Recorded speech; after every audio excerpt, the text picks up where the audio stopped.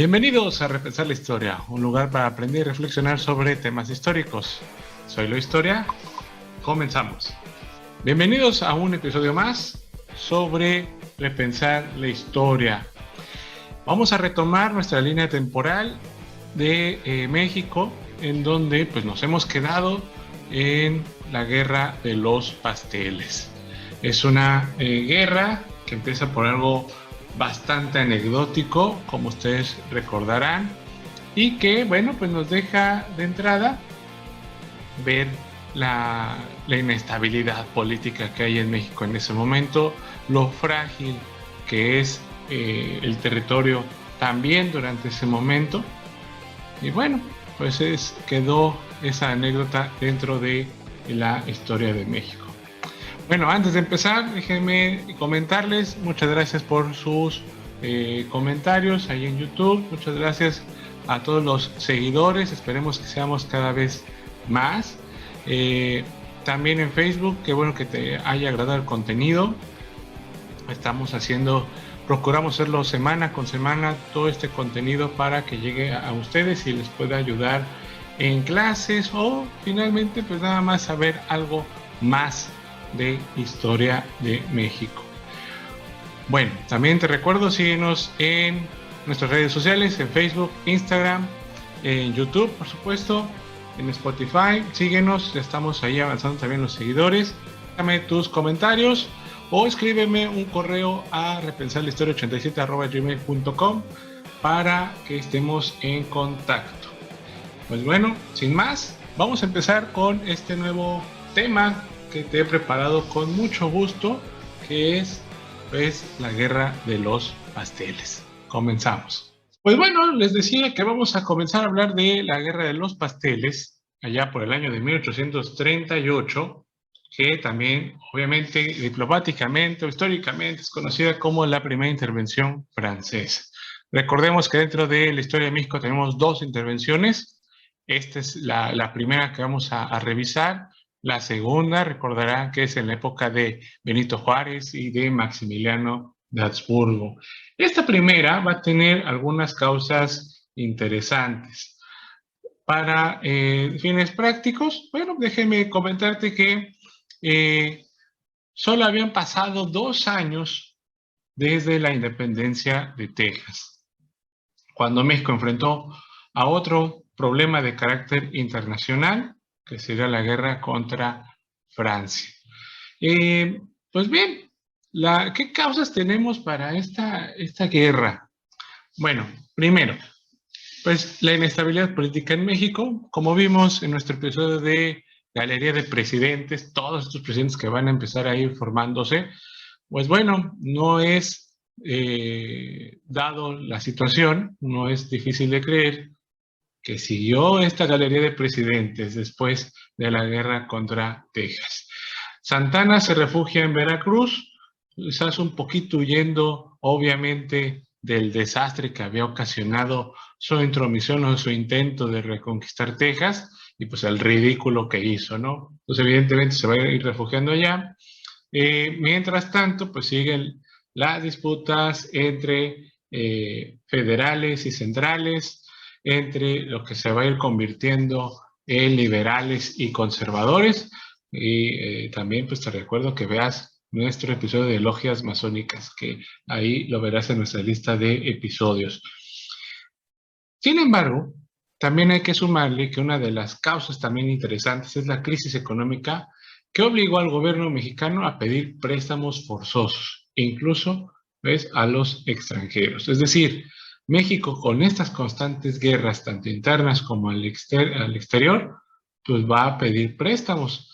Y dentro de estos préstamos, veían muchos países europeos, pues digamos, una oportunidad de inversión.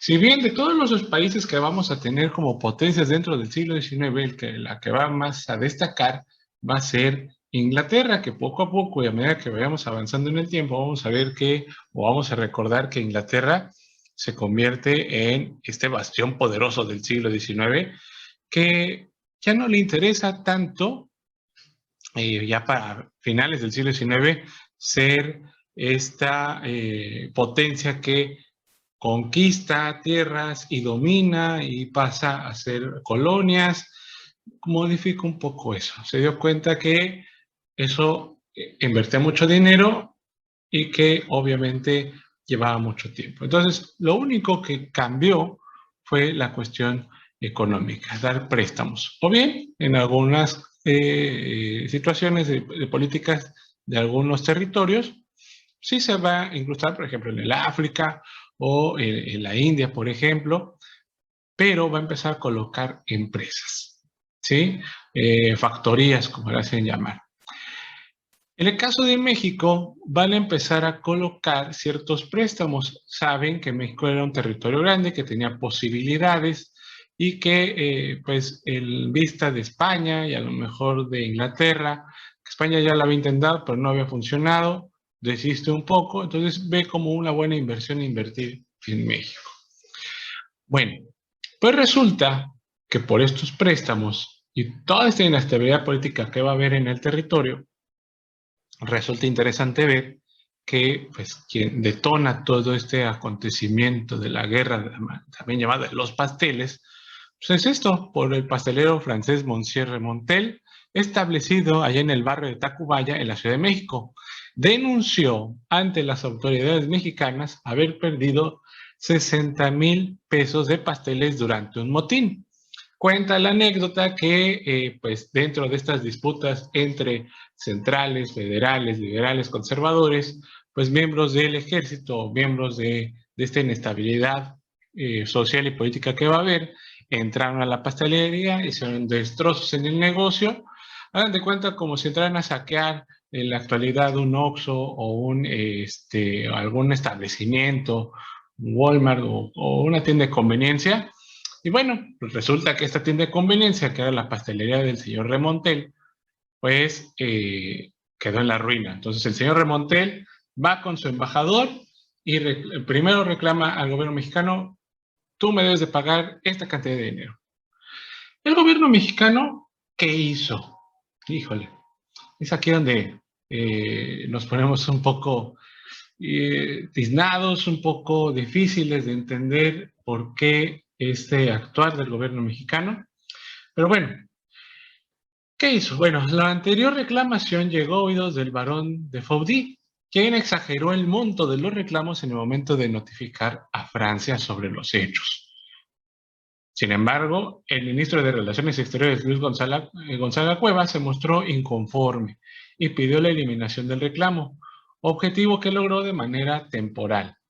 De Foudy, ¿cuánto estaba pidiendo? ¿Cuánto decía? Bueno, pasó de 60,000 a 600,000 pesos.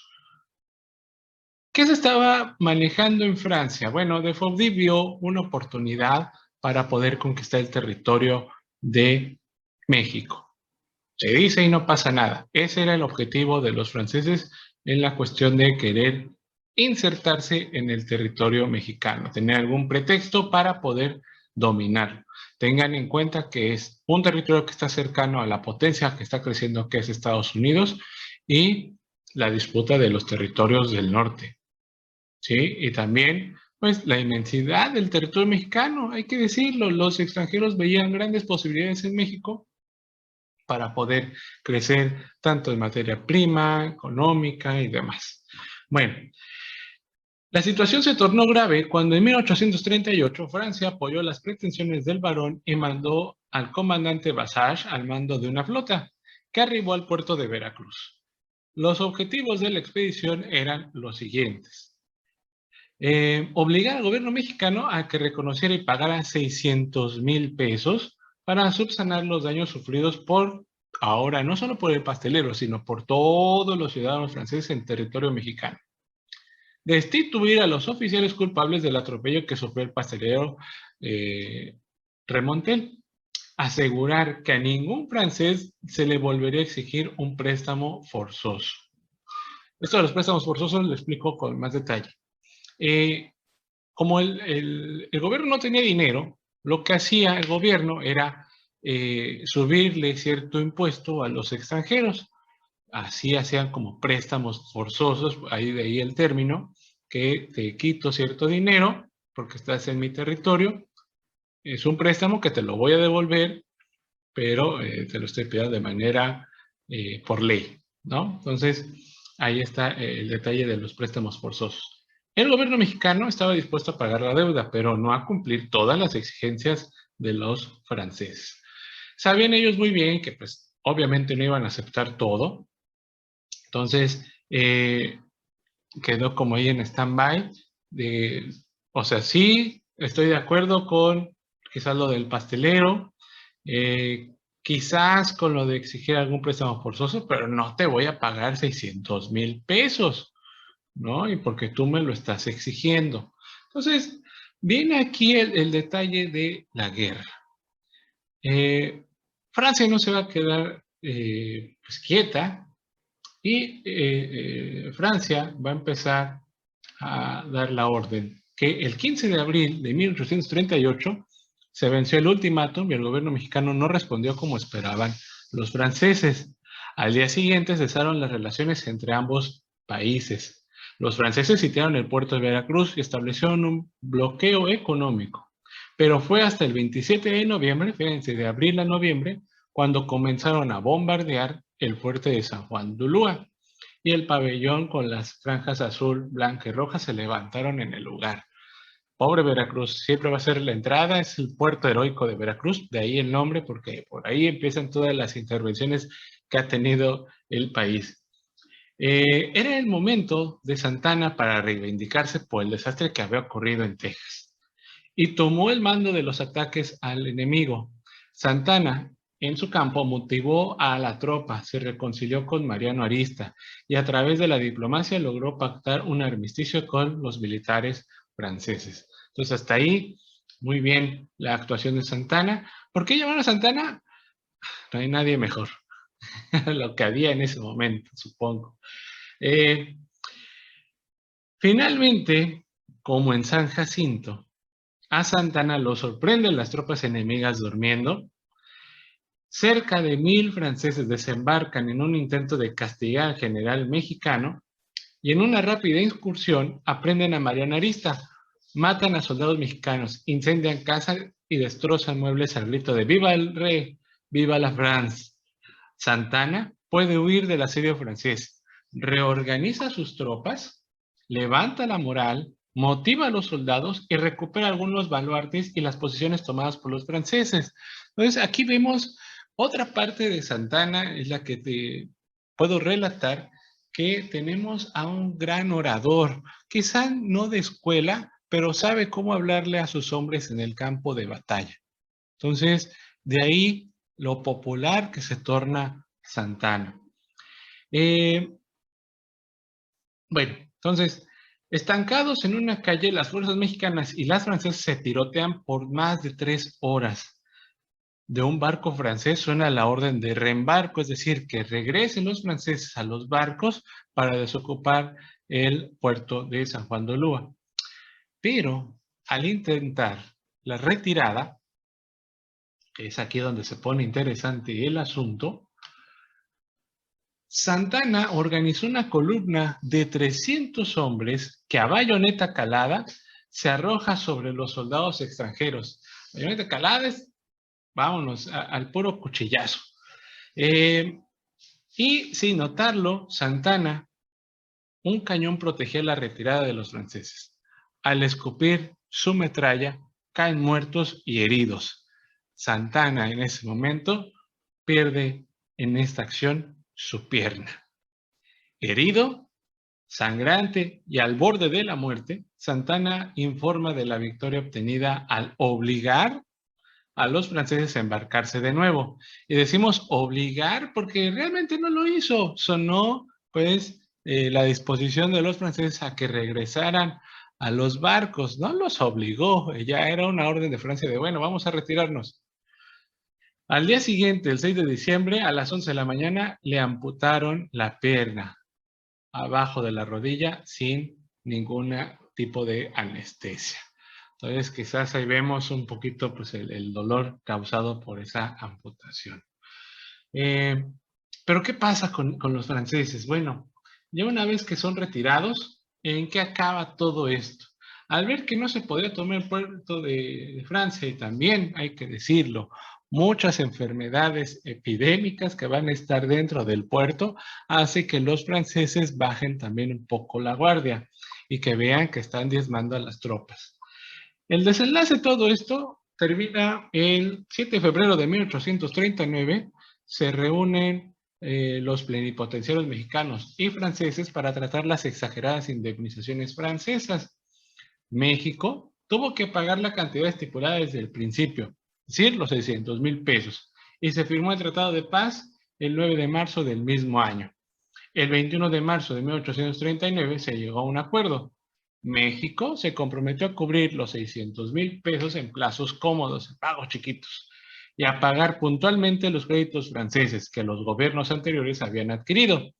De esta forma, se solucionó el primer conflicto con Francia de una manera un tanto satisfactoria, ya que la paz se había firmado con las condiciones propuestas por el gobierno mexicano, entre comillas, ¿no? Bueno, entonces, así acaba la guerra de los pasteles. ¿Qué hay que repensar de esto? Bueno, dejar de parar de compartir. Ahí está.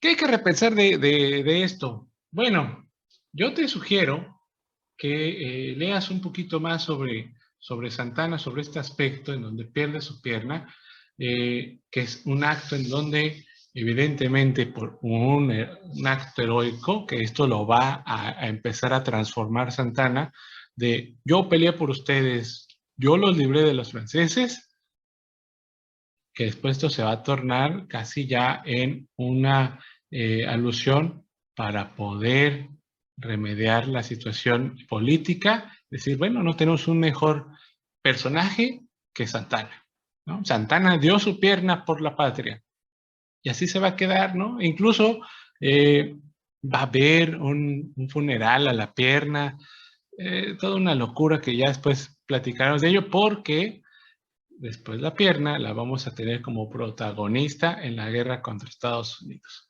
Pero eso lo veremos en otro episodio. Hasta aquí, pues, la guerra de los pasteles en esta primera intervención francesa. Otro punto que te quisiera comentar sobre qué me quedo con lo que te quiero compartir, con qué te quedes de la guerra de los pasteles. Uno, pues lo anecdótico del nombre, que no necesariamente fueron los pasteles los que comenzaron, sino que fue un pretexto para poder invadir México. Y segundo, ¿qué es lo más interesante de esta guerra? ¿Qué hubiera pasado si Santana, en vez de perder la pierna, hubiera perdido la vida? Quién sabe qué testimonio nos hubiera preparado la vida, pero está raro cómo se empezaron a juntar las cosas. Y bueno, pues obviamente que el extranjero siempre va a ver el territorio mexicano, sobre todo en este tiempo, el tiempo de los agiotistas, que así lo van a encontrar en los libros, en donde pues ven a México como una gran oportunidad de inversión. Creo que con eso me quedo y con eso te quiero compartir, que si crees que México no tiene el potencial, entonces ¿por qué grandes naciones querían invadir el territorio? Véanlo así. E incluso por qué grandes empresas quieren invertir en México. Es un gran mercado, si lo piensan así, ¿no? Dímelo, déjamelo en los comentarios qué opinas, si estás de acuerdo, estoy diciendo puras babosadas, también dímelo, por favor, en las redes sociales o en YouTube, ¿sale? Pues pasemos a la fraseroterapia. Fraseroterapia, un receso para la conciencia, pensamientos del pasado aplicados al presente. En esta ocasión tenemos a Platón. Vamos a regresar a los griegos. Platón fue un filósofo griego, seguidor de Sócrates y maestro de Aristóteles. Recordando un poco que estamos ya cercanos a los votos aquí en mi país, en México, pues me hizo recordar que era necesario como tocar base con uno de los filósofos. Y si tú estás pensando en que al diablo no hay que votar o no hay que participar en la política de cualquier territorio, es decir, quitarnos esa apatía política, que yo creo que conforme han pasado los años, esa apatía ya no la hay. Es muy raro, pero todos ya tenemos alguna posición política al respecto, ya veo más participación, e incluso es muy raro, pero los políticos creen que la sociedad es apática políticamente. A ellos les sirve eso, pero yo veo que constantemente hay una opinión pública respecto ya a la política. Y qué bueno. ¿Y por qué qué bueno? Bueno, yo rescaté esta frase de Platón, estoy haciendo mucho choro, pero te rescato esta frase que dice así: una de las penas por negarse a participar en la política es que terminas siendo gobernado por tus inferiores. ¡Sas!